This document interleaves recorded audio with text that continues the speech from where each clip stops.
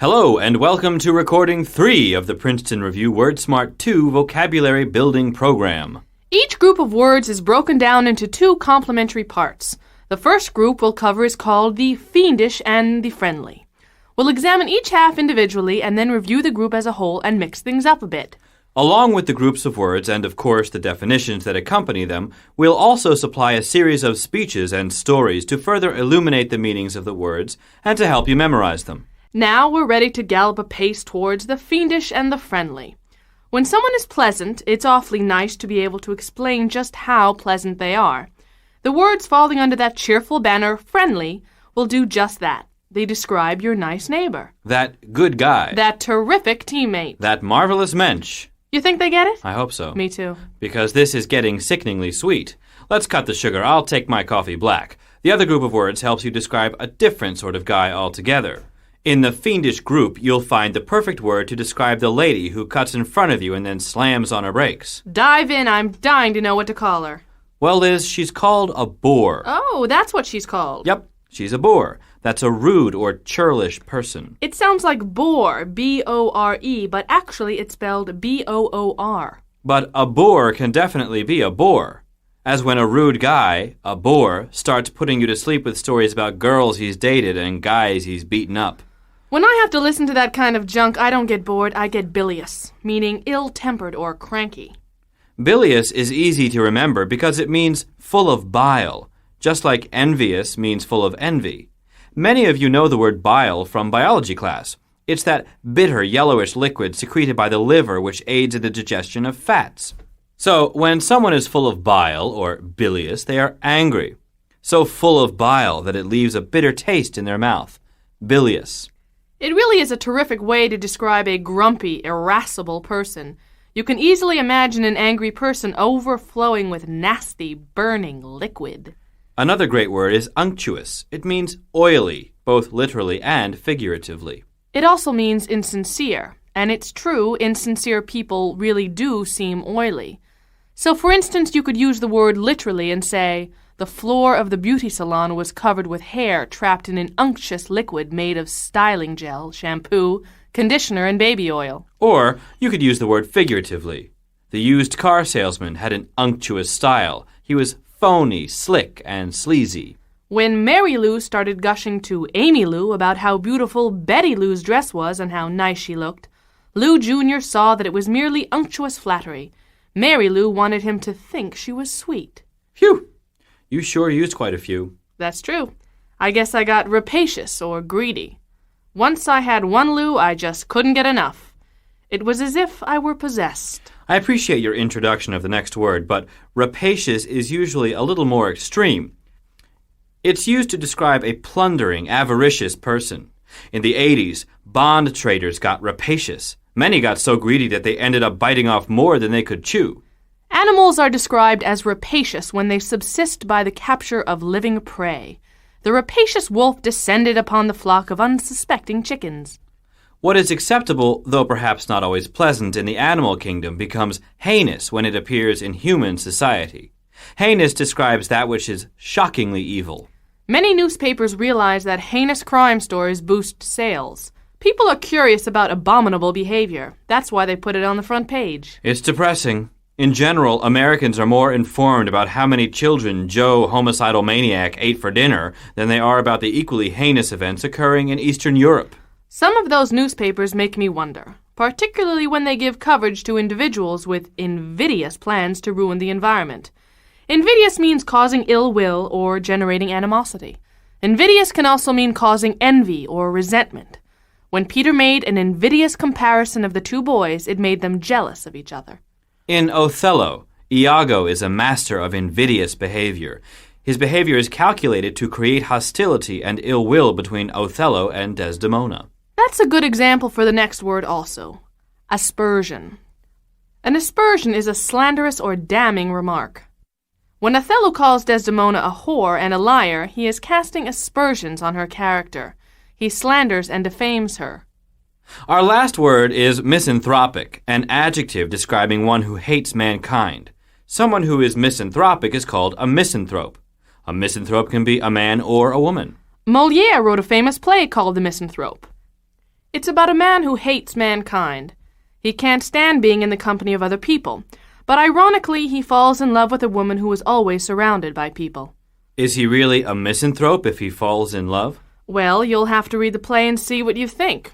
Who's the most misanthropic person you can think of? That's easy. Another fictional character, Ebenezer Scrooge. Scrooge was a miser, but more importantly, he was a misanthrope. He had forgotten how beautiful human beings are. Once he was reminded of that, money seemed less important. Let's run over the list of unpleasant words and make sure we remember them. I'll give the word, you give me the definition. Sounds good. Bore. A rude, churlish person. Bilious. Ill-tempered, cranky. Unctuous. Oily or insincere. Rapacious. Greedy, plundering. Heinous. Shockingly evil, abominable. Invidious. Causing ill will or animosity. Aspersion. A slanderous, damning remark. Misanthropic. Hating mankind. By George, I think he's got it! Now that we've covered them, I believe it's time for a speech. Right you are. Listen carefully as the speaker uses all the fiendish words in context.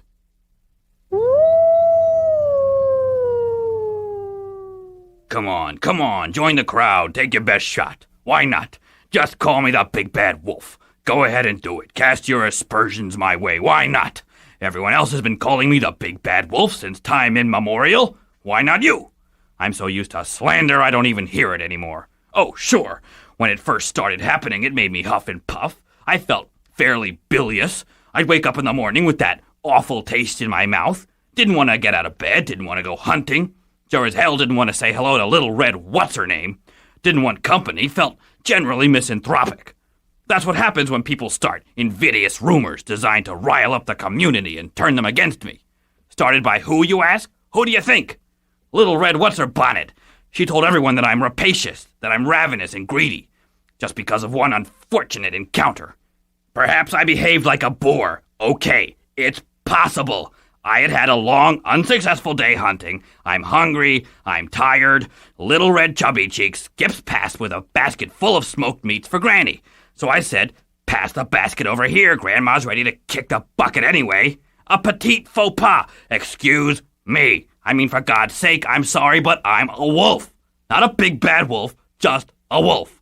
I'm not responsible for any heinous crimes. A sheep here, a chicken there, a ham if I can get one. I'm not a vegetarian, for crying out loud. Now, for PR purposes, I have to go around with an unctuous grin and an, oh, if you would be so kind, attitude. Disgusting. Otherwise, they'll send that axe-wielding wood chopper after me. This is what I'm reduced to. So, again, take your best shot. I'll just turn the other cheek. I've had quite enough of the fiendish, and I'm ready for a little friendly. You don't say. How's about we get friendly together? Sounds good to me, Dick. Why don't you move a little closer?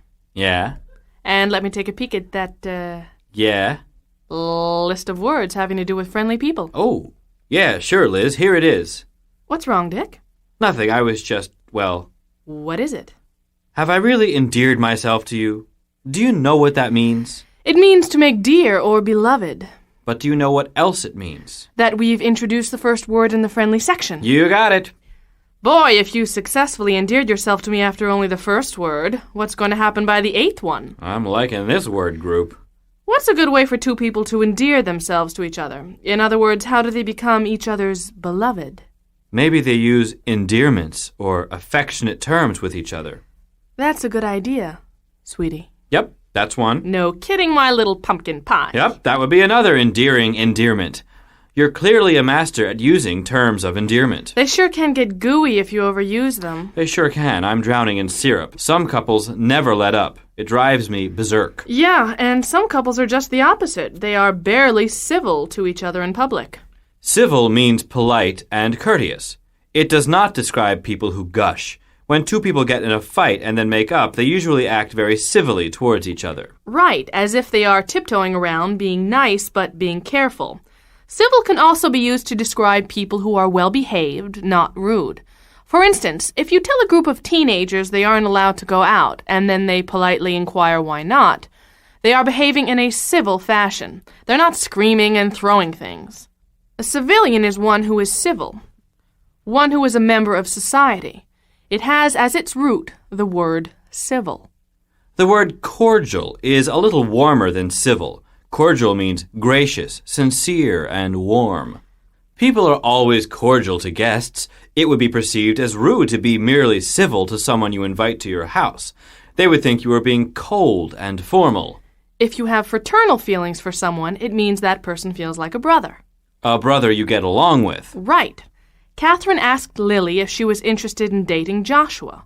Lily looked shocked. She said, "Absolutely not. My feelings for Josh are fraternal. I've known him for too long. He's just like a brother to me."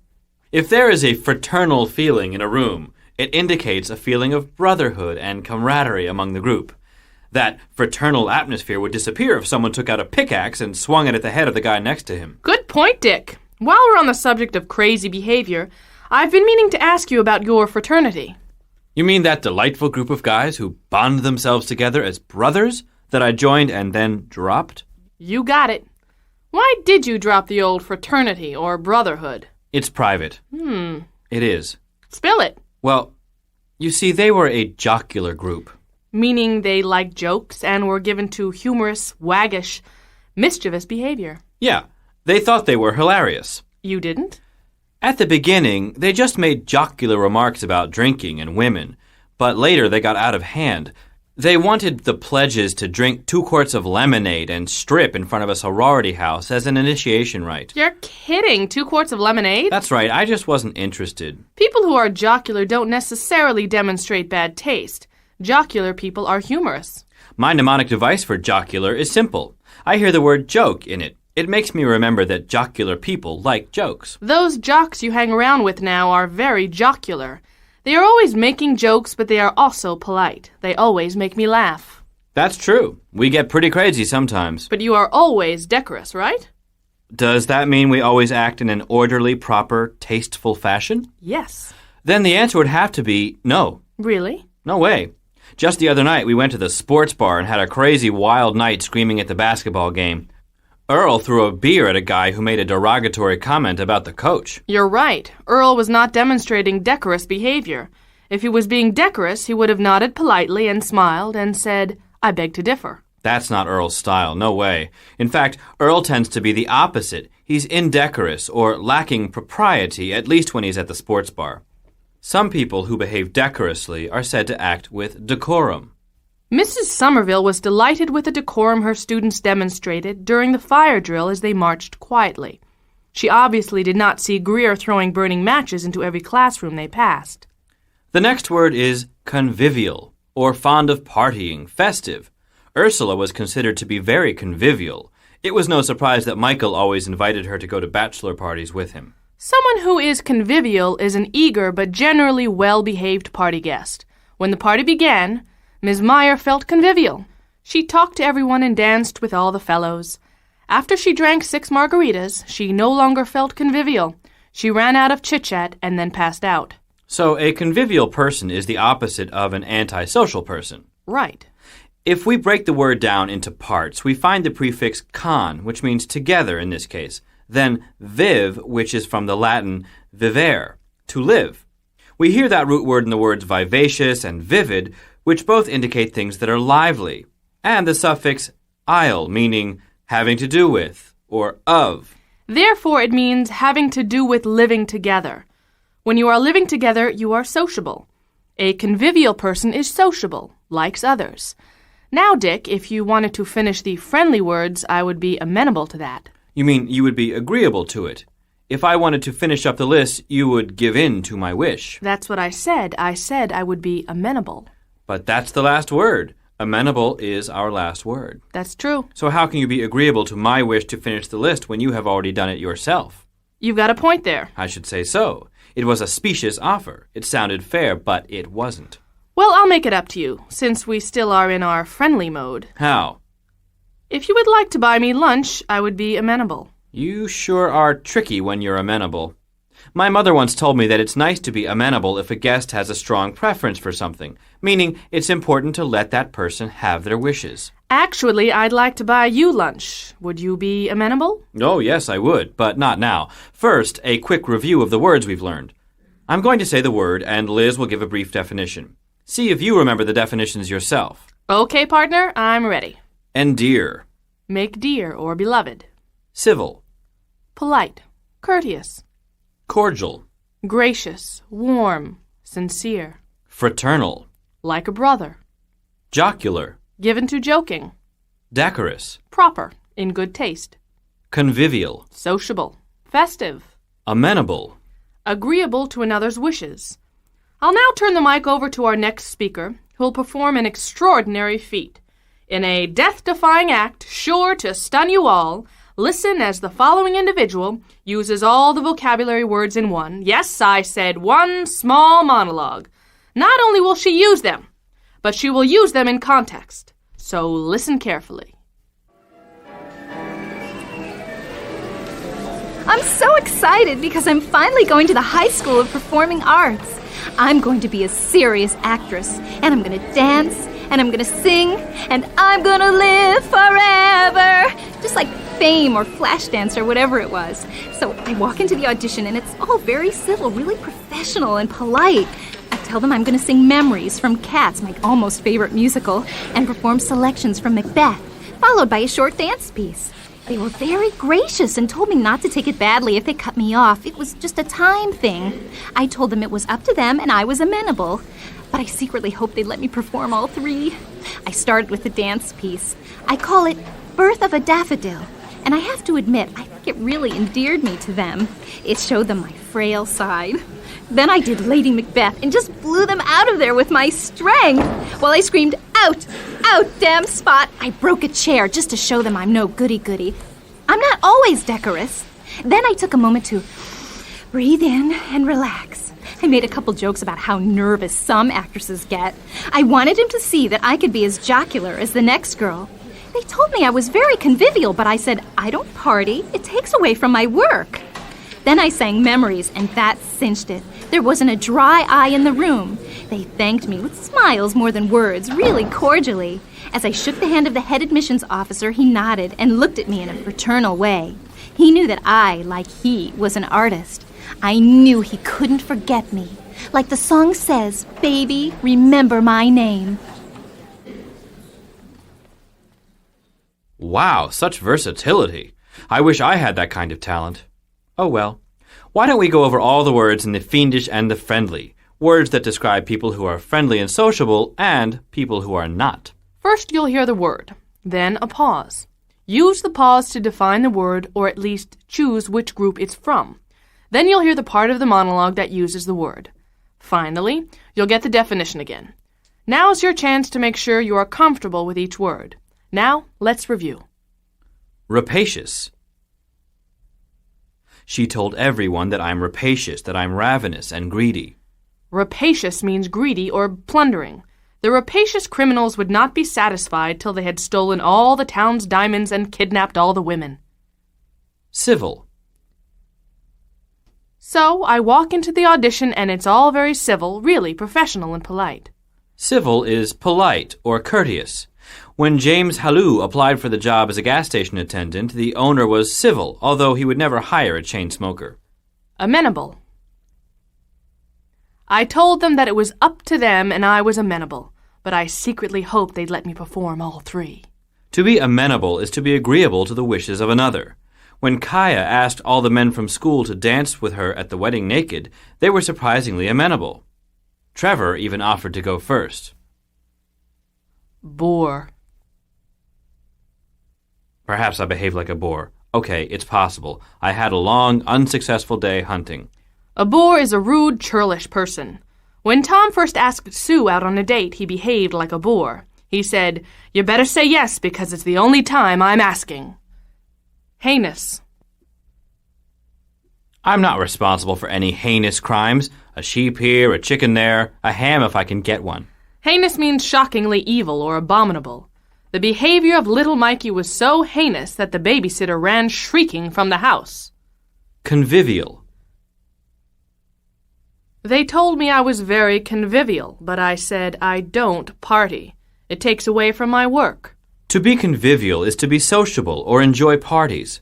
The room had such a convivial atmosphere that even grumpy Miss Goodman decided to take off her support hose and mambo. Unctuous. Now, for PR purposes, I have to go around with an unctuous grin and an, oh, if you would be so kind attitude. Disgusting. Unctuous is oily or insincere. Mercedes suspected Stan of being unctuous when he told her how stellar he thought she was as Madame Butterfly. Endear. I call it Birth of a Daffodil, and I have to admit I think it really endeared me to them. It showed them my frail side. To endear is to make beloved or dear. The little kitty endeared itself to Jorge by purring on command. Misanthropic. Sure as hell didn't want to say hello to Little Red What's-Her-Name. Didn't want company. Felt generally misanthropic. Someone who is misanthropic hates all mankind. Uncle Scrooge is famous for his greed and his misanthropic behavior. Aspersion. Just call me the big bad wolf. Go ahead and do it. Cast your aspersions my way. An aspersion is a slanderous or damning remark. Steve was dumbfounded when Miss Lathan cast aspersions on his formerly pristine character. She spread a rumor that he had stolen slingshots from the altar boys while they were practicing hymns in the back room. Cordial. They thanked me with smiles more than words. Really cordially. Cordial is gracious, warm, and sincere. We gave the guest speaker a cordial welcome. Jocular. I made a couple of jokes about how nervous some actresses get. I wanted them to see that I could be as jocular as the next girl. To be jocular is to be given to joking. Grandpa Dingy was a jocular old fellow with a big belly and a bigger laugh. Invidious.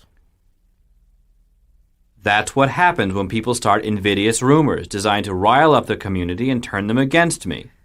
Invidious means causing ill will or animosity.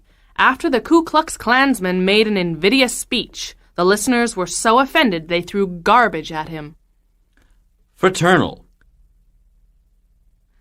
As I shook the hand of the head admissions officer, he nodded and looked at me in a fraternal way.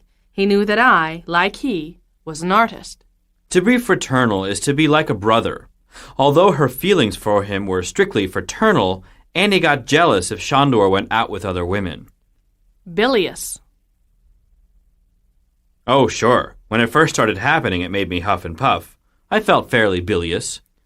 Bilious means ill-tempered or cranky. Tuffy the bear became bilious when the zookeeper took away his honey pot and told him to dance faster. Decorous. While I screamed, "Out, out, damn Spot," I broke a chair just to show them I'm no goody-goody. I'm not always decorous. Decorous means proper, in good taste. Although the crowd was decorous at the start of the party, after Barb did her funny trick with an olive and the piano bench, it started to get pretty crazy. Well, that completes our review of the words in the fiendish and the friendly. I don't know whether that makes me cheerful or grumpy. You mean jocular or bilious? The very thought of making a joke makes me grumpy. So don't get jocular with me or I will get bilious for sure. You're just hungry, I bet. Let's get that lunch you offered. And, gentle listener, you can take a moment to rest before we hit the next big group, and it's a doozy. We're calling it Body and Soul, and we'll be dealing with words that have to do with the basic, inescapable, concrete aspects of being alive. Things you touch, really. And those things which are harder to pin down, but are nonetheless part of the mystery of life, as 'twere. So, let's get moving. First up are the body words. You know the drill, so we won't bore you with the details. Here are the words. Extant. After years of fighting and cheating on each other, it seems remarkable that Paul and Julie's relationship is extant. Extant means still in existence, alive. So do yourself the favor of avoiding the oft-used term of phrase, still extant, because it's redundant. Extant generally implies that the item or person in question might or should in fact be gone by now. Old Lady Smithereens, who lives up on the hill, is extant after 135 years. Jean hurried through the house to find all extant copies of her nude photos before her parents arrived from the Midwest. What she didn't realize, of course, is that with every copy she destroyed, she increased the value of the remaining extant copies by that much more. A great artist's work always increases in value the fewer extant originals there are. Not so of a lousy artist, however. But then the question arises, just who decides what's good and what's not? There are so many intangibles involved in matters of taste. There's a good one. The opposite of intangible is tangible. There are no tangible reasons to which I can point, but I get the sense that Adam is a bug lover. It's just a feeling. Tangible means touchable or palpable, right there to see and touch. I thought that cocktail roach reading the paper and smoking a cigarette in Adam's bed was pretty tangible evidence of his love of bugs. People will forever argue over the different possibilities for how the world began, even though none of the sides has much tangible evidence to point to. Intangible, then, means hard to touch or seen plainly. To embody something is to give it physical form, to personify it. Ella Fitzgerald, if you will, embodies all that is great and possible in America. She has overcome race and gender barriers to become one of the finest jazz singers in the country. She is the embodiment of that art. Our current federal government, with its massive size, wastefulness, and corruption, is hardly the embodiment of the democratic vision of our founding fathers. You, my little hubcap, embody the loving philosophy that you preach. Moving on. Truly one of my favorite words, olfactory. What most of us believe to be our sense of taste is really olfactory. Most of the time what we're really doing is smelling our food from inside of our mouths. Now that's gonna make me sick. Olfactory, though, is a great word meaning having to do with a sense of smell. I have a very sensitive olfactory nerve, and I can detect even the subtlest odor. My grandmother's cooking, while lovingly prepared, has primarily an olfactory appeal. It smells great, but it's often too mushy. She should be punished. One of the great pleasures of living on the border between Chinatown and Little Italy is olfactory. The mouth-watering smells from the many restaurants which waft into Darnell's little apartment are themselves worth the rent. Olfactory. Ah, Darnell. He may have a nice-smelling apartment, but he is also evil incarnate. Don't you remember how he treated his kid sister? Incarnate means in human form, in the form of flesh. If you are the incarnation of goodness, then your whole person represents all that is good. Darnell, on the other hand, represents all that is evil. Clearly, incarnate and incarnation are both related to reincarnation, which is being reborn in the body of someone else. Judy believes she is the reincarnation of Annie Oakley, which explains her abiding love of firearms. Should we exhume Annie Oakley's body to see if she's still there? Silly. The body doesn't change, just the spirit, so there's no need to dig up any corpses. That's what exhume means, to dig out of the ground or unbury. In order to create his monster, Dr. Frankenstein needed to exhume a dead body from the nearby cemetery. Exhume isn't just for bodies either. You can exhume anything that's been buried for a long time. Treasure can be exhumed, archaeological finds can be exhumed, dog bones can be exhumed. If you can bury it, then you can exhume it. Recently, in China, archaeologists exhumed an entire corps of life-size ceramic soldiers designed to protect the emperor after death. It took a corps of people to exhume the corps of ceramic soldiers. A corps is what you call a body of people, and it's spelled C-O-R-P-S. The root corp, C-O-R-P, shows up in a lot of words that have to do with the body. A corpse is a dead body. Someone who has a lot of body or is fat is called corpulent, and corporal punishment is physical punishment. Corporal means anything having to do with the body. America is famous for its obsession with corporal concerns, to the exclusion of those having to do with the spirit. We binge and purge, obsessing about our diets and workouts so much. We sometimes forget that our souls need an occasional jog around the block as well. And with corporal, having to do with the body, we bring to a close the body half of the group body and soul. But we'll need to review the words from body, so listen up. Yeah, listen up. Incarnate. The living embodiment. Extant. Still in existence. Exhume. To unbury or dig out of the ground. Embody. To personify or take on the characteristics of. Corporal. Having to do with the body. Olfactory. Having to do with the sense of smell. Tangible. Able to be touched or felt or seen. Concrete. Now, take a listen to our special body words expert, Morty Grinder of the You Kill 'em, We Chill 'em Funeral Home and Memorial Gardens.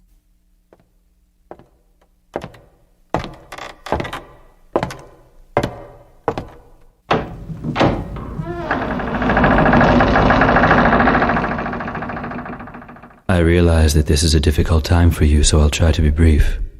I know that grief of this nature is almost impossible to bear, and that, in the face of such a senseless tragedy, you are searching for something tangible that you can hold on to for support.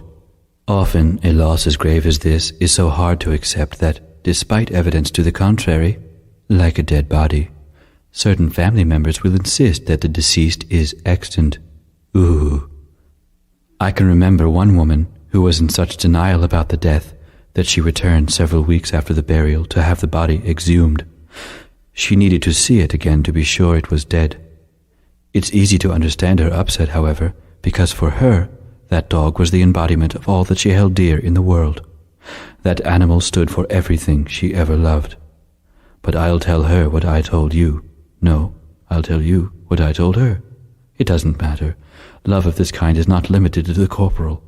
No, for love is a spiritual feeling that reaches beyond mere flesh and blood, transcending death. Ooh, love does not need a body to live in. It's not something you can touch or taste or feel. Not even the keenest of olfactory senses can smell love, because love is a spirit.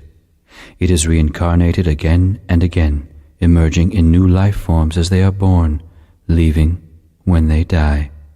Now, if you'll walk this way, I'll show you our collection of unusual organs some of my clients have left behind. We've just completed the body half of the body and soul group, and now it's on to soul. Ooh, we're on the soul train now, baby. Let's hear that first word. All right, man. The first word is like karma. Cool, man. Karma is what we call the good or bad emanations coming from someone. In Hindu or Buddhist belief, karma is the idea that how you act in life will determine your fate in a future existence.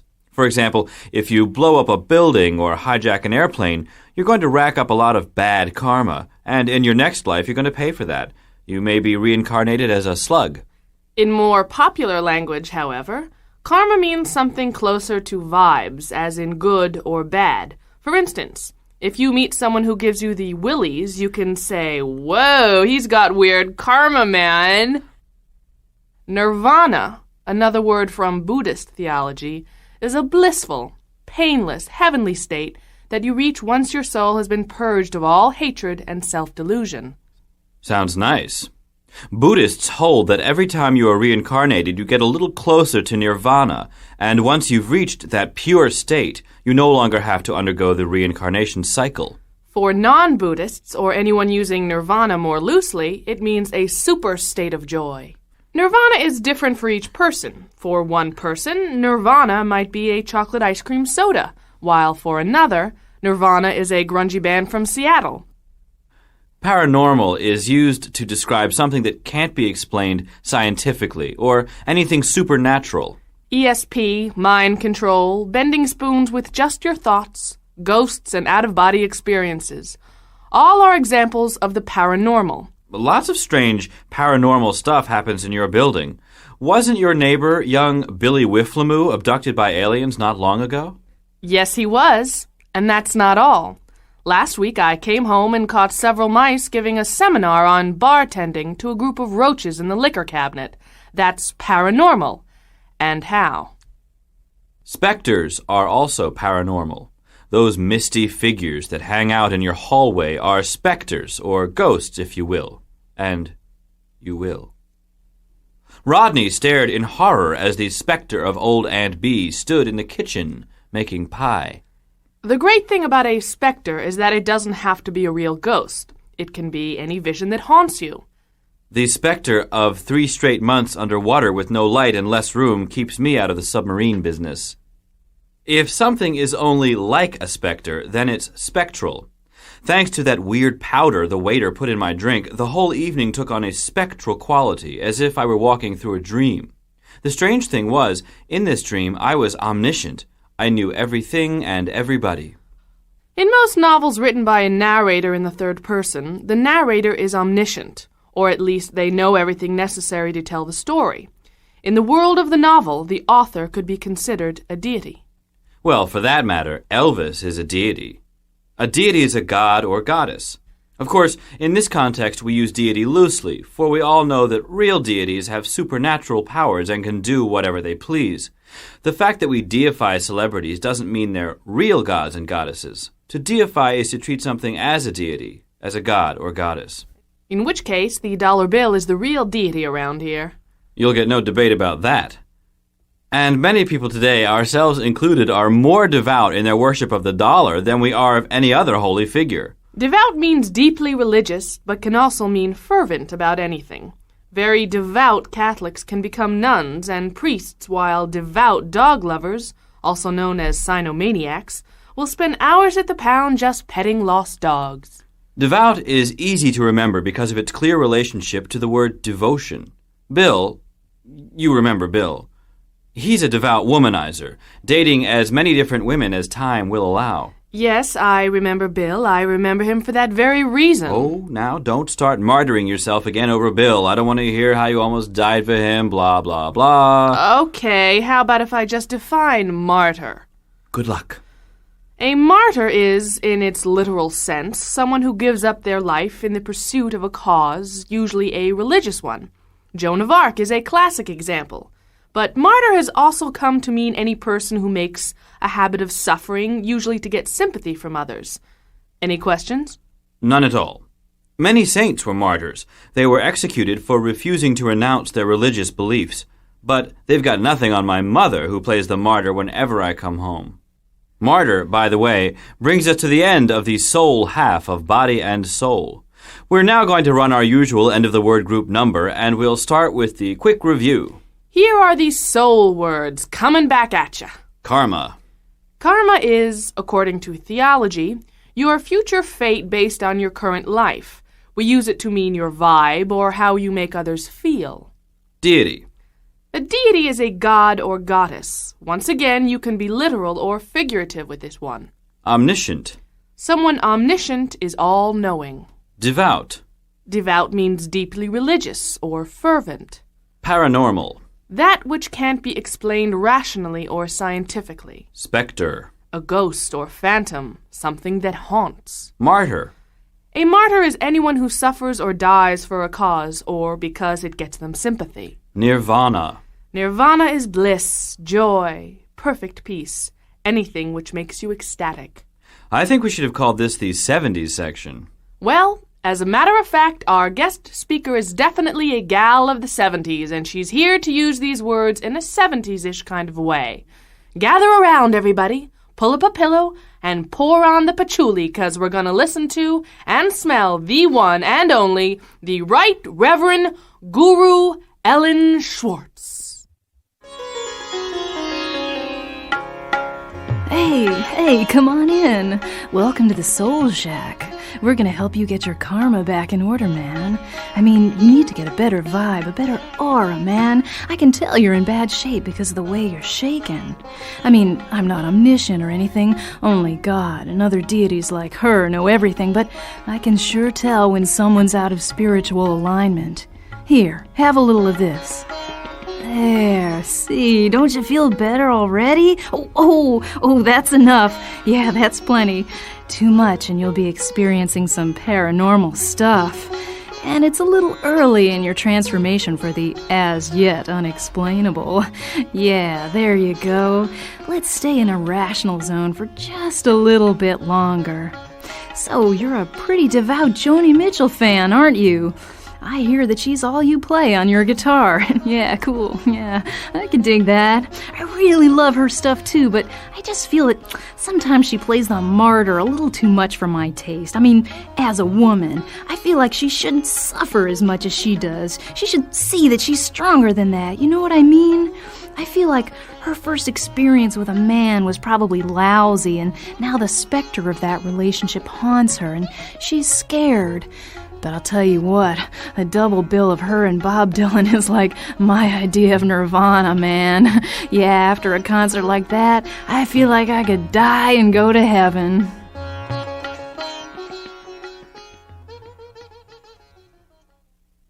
Yeah, me too, man.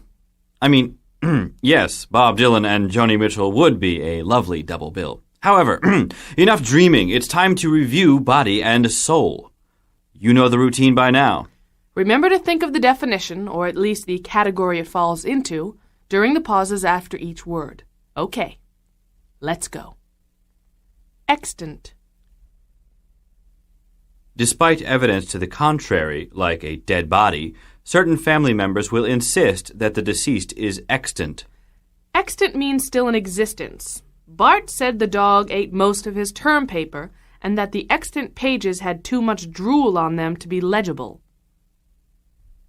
Karma. We're going to help you get your karma back in order, man. I mean, you need to get a better vibe, a better aura. Karma, in theological terms, is your future fate based on your current life. It's used figuratively to mean your vibe or aura.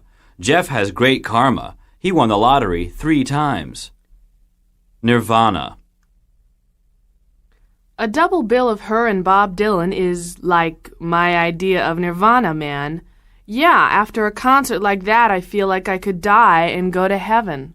Nirvana is bliss, joy, perfect peace, anything which makes you ecstatic. The guru promised Melanie she could achieve nirvana by climbing Mount Everest, and he was right. She's in heaven now after falling 5 miles to her death. Olfactory. Not even the keenest of olfactory senses can smell love. Olfactory means having to do with the sense of smell. Augusta was quite familiar with the olfactory delights of vanilla-scented body oil. Devout. So, you're a pretty devout Joni Mitchell fan, aren't you? Devout means deeply religious or fervent. Kevin was a devout runner. He ran around the block at least once a day. Embody. For her, that dog was the embodiment of all that she held dear in the world. To embody is to personify or take on the characteristics of something. Embodiment means the living example of an idea. With his perfect physique and coordination, Aloysius embodied the Olympian ideal, though he failed to win a gold medal. Paranormal. Too much and you'll be experiencing some paranormal stuff, and it's a little early in your transformation for the as-yet unexplainable. Paranormal means outside the realm of normal experience, or that which can't be explained rationally or scientifically. The National Enquirer likes to report on paranormal events, such as the time that Great Danes levitated over Lake Erie. Tangible. In the face of such a senseless tragedy, you are searching for something tangible that you can hold on to for support. Tangible means able to be touched or felt, concrete. The goalie's anxiety was tangible. Sweat poured from his brow as his opponent lined up for the penalty kick. Spectre. Now the specter of that relationship haunts her, and she's scared. A spectre is a ghost or phantom, something that haunts. The specter of rising taxes in Madrid led Mick to move his business to Borneo. Exhume. She returned several weeks after the burial to have the body exhumed. She needed to see it again to make sure it was dead. To exhume is to dig out of the ground, to unbury. The grave robbers were in the habit of exhuming fresh bodies for the local medical research center. Deity.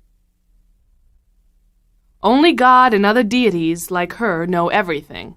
A deity is a god or goddess, either literally or figuratively. Venus, the goddess of love, is one of my favorite deities. I worship her often. Incarnation. Because love is a spirit, it is reincarnated again and again, emerging in new life forms as they begin, leaving when they die. Incarnate means the living embodiment. To be reincarnated is to be born again in the body of another. Portia is voluptuousness incarnate. When I die, I hope I get reincarnated into a body like hers. Omniscient. I mean, I'm not omniscient or anything, only God and other deities like her know everything. Omniscient means all-knowing. I think my boss must be omniscient. She always seems to know when the FBI is going to raid the offices. Martyr. Sometimes she plays the martyr a little too much for my taste. I mean, as a woman, I feel she shouldn't suffer as much as she does. A martyr is anyone who suffers or dies for a cause, or because it gets them sympathy. Alvin became a martyr after he was burned at the stake for his belief that Elvis was king. And last but not least, corporal. Love of this kind is not limited to the corporal. No, for love is a spiritual feeling that reaches beyond mere flesh and blood. Corporal means having to do with the body. Elvis, if I may bring him up again, seemed to enjoy self-inflicted corporal punishment. He destroyed his body with peanut butter and drugs. Honey, that was beautiful. I adore you, body and soul. Well, let's discuss that later. I think you're getting out of control. And speaking of which, it's time to plunge right into the last group of this hour-long segment. Chaos and control. Yes, we've borrowed our nomenclature from an early 70s sitcom, but no matter, our course is clear. We'll start where we always do, at the beginning with the first word first. So, from the group Chaos and Control, we give you chaos. And our opening vocabulary gambit will be bedlam. In medieval London, there was a lunatic asylum called St. Mary of Bethlehem, popularly known as Bedlam. If a teacher, for example, says that there's bedlam in her classroom, she means that the students are acting like lunatics. Bedlam is chaos. Part of the charm of living downtown is the bedlam that breaks out every weekend. The lunacy goes on right outside my window until late into the night. Now, if bedlam means lunacy in the world, then mania means lunacy in your head. Mania is a lot of fun because it can be used in so many nifty ways. On its own, it means crazed, excessive excitement, insanity, or delusion, as in, the Roman Emperor Caligula's mania was obvious to all. His lunacy expressed itself in ways that are too unpleasant to talk about here. You'll have to see the movie. Then, you can also take mania and attach it to the end of countless other roots of words to get neato combinations that mean an obsessive desire to do or be part of that root. For example, erotic means sexual. Attach it to mania, and you've got erotomania, which means an obsession with sex. When you call someone a maniac, you're not necessarily defining the exact nature of their mania. You're just calling them crazy, whacked out, loony in a general way. Ludicrous is an adjective which means ridiculous or absurd. It was ludicrous of Jeremy to think that he could write his thesis at the football game. Aside from the deafening noise, the pushing, and the shoving, not a few beers were spilled on his laptop computer. What? Wear glass slippers to the ball? Hello! That's ludicrous. Even one box step and your feet would be cut to ribbons. It was ludicrous of Alex to start doing card tricks at the annual meeting of the MHS, or Magician Haters Society. It's no surprise that a melee ensued. He's lucky he got out alive. A melee, spelled M-E-L-E-E, is a big brawl, a confused fight or struggle, a violent free-for-all, a tumultuous confusion. Do yourself a favor. Avoid those European soccer games. It's common for the crowds to go totally bonkers, and people literally get killed in the melees that typically follow big matches there. But enough of melee. There are other words in the chaos half of chaos and control that need defining, so let's move on to the next one. Righto. How about fiasco? Another word with tons of applications. A fiasco is a complete failure or disaster, a total screw-up, if you will. Opening night was an utter fiasco. The paint was still wet, the orchestra was late, and the leading man forgot most of his lines. The critics could see what a fiasco it was, too. They can see a disaster of that magnitude from a mile away. Little Timmy's birthday party turned into a fiasco, and his cake turned out to be a grenade in disguise. There was icing all over everything. Next topic. Like many of the words in this group, the negative or positive connotation attached to them really depends on your point of view. This is true of our next word, subversive. Subversive means corrupting, overthrowing, undermining, and insurgent. So, something subversive is subversive because it is attempting to change things in ways that are contrary to most people's way of thinking. The professor was subversive because he taught that the classroom was the last place people should look to for knowledge. Mitchell's desire to ask Wendy on a date was subverted by Moe's prior invitation. Well, clearly it was folly of him to think she'd go out with him in the first place. It was also folly of him to wear shorts, a t-shirt, and flip-flops when the forecast called for sleet and snow. Folly is foolishness, imprudence, or insanity. It's easy to remember because folly and fool are derived from the same root. It is folly for people to think that they can learn new words simply by sleeping with a dictionary under their pillow. A large vocabulary takes real work. We told Sherry Vine that wearing an oversized wig to a black tie affair was sheer folly, but then she stole the whole show. Greatness takes many forms, I suppose, and so does folly. At any rate, we're going to close out this half of Chaos and Control with farcical. Farcical is close in meaning to ludicrous in that they both mean absurd or ridiculous. Ah, but the magic of English is in the nuances that make words different in very subtle ways. Farcical has an absurd, almost humorous aspect to it that comes from its root word farce, which is a comedy, usually a play in which the funny elements are hugely exaggerated. Ludicrous would be the suggestion that you'll write a 400-page manuscript in under a week. It's just too much work. Farcical is when you actually try to do it by praying to the great computer to print it out without your writing anything. Something becomes farcical when things go so wrong that you simply have to laugh. The secret documents revealed the CIA's farcical attempt to discredit the dictator by sprinkling his shoes with a powder that was supposed to make his hair turn green. Okay, that should just about wrap it up for farcical. Let's run a quick review of these words and then we'll get a chaos speaker to join us for a moment. After that, it's on to those control words that I know you've been waiting for. This should only take a minute. I'll start by giving you the words. You define them. Ready? Ready. Melee. A melee is a huge brawl, a violent and confused free-for-all. Ludicrous. Something ludicrous is clearly absurd or ridiculous. Mania. A mania is craziness, obsessiveness, lunacy, or excessive excitement. Folly. Foolishness, imprudence, insanity. Bedlam. Chaotic, noisy uproar, or any place where that's what's going on. Fiasco. A fiasco is a complete failure or total screw-up. Subversive. Describes something that undermines or attempts to weaken. Farcical. Something so ridiculous it's laughable, like a farce. That's it. That's all of them. Oh boy, I know you know what that means. That's right, kids. It's time for Kooky the Chaotic Clown. Kooky is here to talk to us about what life is like in the wild and wacky world of an internationally renowned circus. Listen carefully for those chaos words. Take it away, Kooky. Hey, kids! Welcome! I'm Kooky the Chaotic Clown! If you've ever visited my wacky circus world, then you know a night under the Big Tent can be bedlam! With so many clowns, animals, and circus performers, it's like a lunatic asylum. And if you think that's insane, you should see what it's like inside the teeny tiny circus train that all 600 of us call home. 9 months out of every year! Living in such cramped quarters with so many colorful people has turned many a happy clown into a homicidal maniac. We just lose our little mind. With so little room to breathe, it's no surprise that a simple lover's quarrel between a couple of trapeze artists can turn into a melee. Hundreds of people can get injured in these spats, or worse. Take last night's explosion and derailment. Was it an accident? Who knows? Someone should tell Mr. Farnham that it's ludicrous to think that so many people living like this can avoid such fiascos. And I know a secret.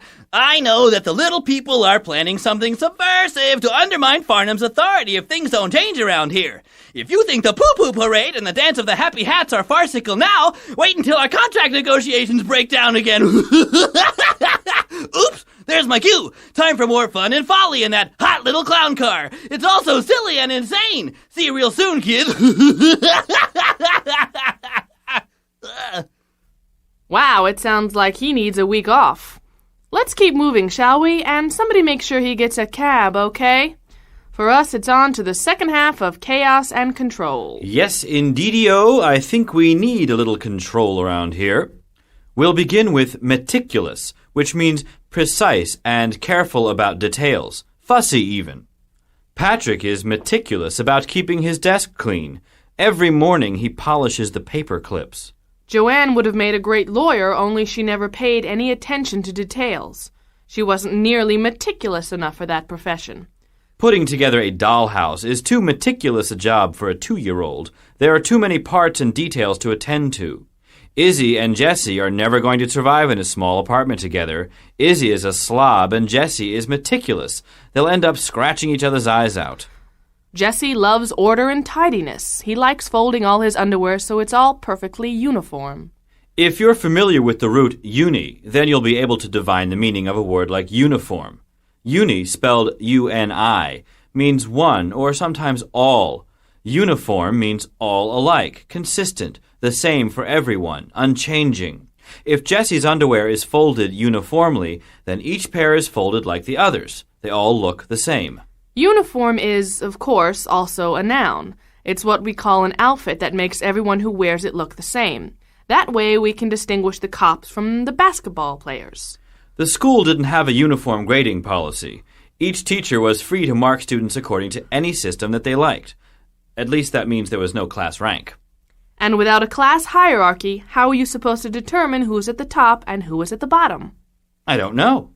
Can you imagine what the world would be like if it weren't for hierarchies or other systems based on rank, power, or degree? Well, while it might be nice to get out of a pecking order, as it were, we still need people to be in charge of what others do. However, those aliens, the ones who abducted strapping young Billy Whifflemoo, had no discernible hierarchy. They had no leader, or for that matter, no followers. Perhaps it's just that their nomenclature was so different from ours that we just couldn't see the hierarchy. I mean, if they don't call their leader a leader, then how are we to know if they've got one? Nomenclature is a system of names or terminology. When Adam, the Adam, gave names to all the animals in Eden, he invented nomenclature. The nomenclature of ornithology, the study of birds, is so complicated that I'd just as soon bake my brain in a toaster oven as try to memorize it. Nomenclature. I think we can stop enumerating examples for nomenclature now. We've got plenty. To enumerate means to list or to name one by one. When I asked my mother to enumerate some of the reasons why she was locking me in the dungeon, the list was so long that I begged her to hurry up and just shut the door. After our tour guide enumerated all the disgusting diseases running rampant in the area, I decided I'd be happier back at the hotel. When there are too many items and they can't all be enumerated, they are innumerable. Let's look at a new word that fits nicely into the control group, but perhaps for different reasons. Genteel. Not to be confused with gentile. Genteel means refined, polite, aristocratic, or just pretending to be any of these things. The reason we've put genteel into the control group, as it were, is because there's a nuance in genteel that suggests that people who display gentility, that's the noun, are perhaps trying to control their inner turmoil. That's not to suggest that politeness and refinement aren't perfectly good characteristics, but as often as not, genteel is a word that's said with just a hint of sarcasm. Jackson was born in the sewer and raised by rats, but now, in his mansion, his life has become most genteel. And try this one. The ladies who lunch are too genteel to accept our invitation to the wrestling match. Oh well, it's their loss if they can't let their hair down. Honest gentility is a lot easier to take than the affected kind that is akin to snobbery. If you're truly genteel, then you don't have to advertise it. Okay, I'm over genteel. I'd like to do another word now, and I'd like that word to be ordinance. An ordinance is a regulation, a law, a decree. You should know that there's an ordinance against recording audio cassettes in the nude. Don't try to control me. I can't stand the way you're always trying to control me. Me? It's not me, it's the ordinance. I didn't write the darn law. I'd be perfectly happy to record in the nude, Dick. But the ordinance says we have to wear clothes. Okay, fine. Then what about the ordinance which says that women under 40 who do vocabulary tapes aren't allowed to wear lipstick? There's no such ordinance. Who would decree something as silly as that? The union. There's an ordinance which clearly states no lipstick during recording for women under 40. Apparently, it's a distraction for the recording engineer. Sorry, Liz. That's the law. And that's the end of the control half of chaos and control. Now, before you get yourself all wound up in a little ball, let's just do a quick review. We'll worry about my lipstick and your clothes during the guest speaker's speech. Okay, but you have to give the definitions. I'll start. Meticulous. Meticulous means showing great care about details. Fussy. Nomenclature. Nomenclature is a system of names, a terminology, or designation. Uniform. Uniform means the same everywhere, alike, or consistent. Hierarchy. An organization based on rank, power, or degree. A pecking order. Enumerate. To name one by one, to list. Genteel. Polite, refined, aristocratic, or affecting any of those. Ordinance. A law, or decree. So, now let's hear that all-important speech to put these babies in context. If you're all ready and alert, I have the great honor of introducing the Lady Smatterly, Duchess of Smatterly Hall. Good afternoon, and thank you for your application. You understand that if you are to labor here under my employ, you shall have to demonstrate great attention to detail. A meticulous nature is essential to work here in Smatterly Hall. Good. Now, first things first, there are, as you can see, a multitude of fine and rare objects throughout the hall. You'll soon discover that the art of antiquing has a nomenclature all its own. Learning this system of names and designations is essential to your duties here. By week's end, I'll need you to have taken a complete inventory of all objects in the building that are over 200 years of age. Then, please, enumerate their points of origin and approximate value, and have the list sent to Mr. Broxbury, my bookkeeper. You're aware, I have no doubt, of that ridiculous ordinance left over from the year 1460-something or other, which requires all works of art considered masterpieces to be registered with Her Majesty. You'll therefore need to learn, if you don't already know it, the current hierarchy of great masters and the periods of their finest works. Those works which appear on the bottom third should, as a matter of course, be eliminated from the order altogether. As far as your appearance is concerned, well, there's not much to say, is there? Please make sure that your uniforms all appear uniform, which is to say, all of the jumpers I have supplied to you should be pressed and cleaned in the same manner. Those few friends whom I do occasionally entertain are rather genteel, shall we say, and should be treated, it hardly needs to be said, with the utmost gentility. If, then, all of your duties are now clear to you, as I trust they are, then you may begin. Boy, I wish I could have as much class as that dame. Well, now that we've finished both chaos and control, it's time for the review. You know what to do after the pause. Let's start with one of my personal favorites. Mania, and its derivative, maniac. Living in such cramped quarters with so many colorful people has turned many a happy clown into a homicidal maniac. Mania is craziness, obsessiveness, lunacy, or excessive excitement. A maniac is a nutcase, someone who's out of control. Beatlemania was characterized by adolescent females screaming and fainting at the sight of John, Paul, George, and Ringo. Meticulous. You shall have to demonstrate great attention to detail. A meticulous nature is essential to work here in Smatterly Hall. Meticulous means showing great care for details. Anna is a meticulous proofreader. She catches all the careless typos. Ludicrous. Someone should tell Mr. Farnham that it's ludicrous to think that so many people living like this can avoid such fiascos. Ludicrous means clearly absurd, ridiculous. The hat with the ostrich plumes looked ludicrous on May, but suited Cyrano to a T. Nomenclature. The art of antiquing has a nomenclature all its own. Learning the system of names and designations is essential to your duties here. Nomenclature is a system of names, a terminology or designation. Gardening is an art with its own nomenclature, but sometimes a spade is just a spade. Melee. It's no surprise that a simple lover's quarrel can turn into a melee. A melee is a huge brawl, a violent and confused free-for-all.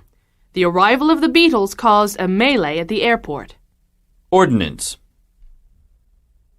You're aware, I have no doubt, of that ridiculous ordinance left over from the year 1460 something or other, which requires all works of art considered masterpieces to be registered with Her Majesty. An ordinance is a law or decree. Polly flaunted the ordinance by refusing to clean up after her dog Fifi. Farcical. If you think the poo-poo parade and the dance of the happy hats are farcical now, wait until our contract negotiations break down again. Farcical means so ridiculous it's laughable, like a farce. Mel Torme singing for a heavy metal band would be farcical. Enumerate. Then, please, enumerate their points of origin and approximate value and have the list sent to Mr. Broxbury, my bookkeeper. To enumerate means to name one by one, to list. Gary enumerated all of his sins to the priest, who absolved him of every one. Folly. Time for more fun and folly in that hot little clown car. Folly is foolishness, imprudence, or insanity. It was sheer folly trying to get tickets to the basketball playoffs. They were sold out weeks in advance. Uniform. As far as your appearance is concerned, please make sure that your uniforms all appear uniform. Uniform means the same everywhere, alike or consistent. Uniforms are suits of clothing that groups wear to identify themselves officially. I just love men in uniforms. Firemen in particular are uniformly appealing to me. Fiasco. It's ludicrous to think that so many people living like this can avoid such fiascos. A fiasco is a complete failure or total screw-up. The new skyscraper was a total fiasco architecturally. The building was a mix of Baroque, Rococo, postmodern, and deconstructionist. Hierarchy. You'll therefore need to learn the current hierarchy of great masters and the periods of their finest works. Hierarchy is an organization based on rank, power, or degree, a pecking order. Jose didn't know where he stood in the company hierarchy. One day he was fetching paper clips, and the next day he was making sales calls. Bedlam. If you ever visited my wacky circus world, then you know a night under the big tent can be bedlam. Bedlam is chaotic, noisy uproar, or any place where that's what's going on. It was bedlam at the slumber party where 50 girls were engaged in a pillow fight. Genteel.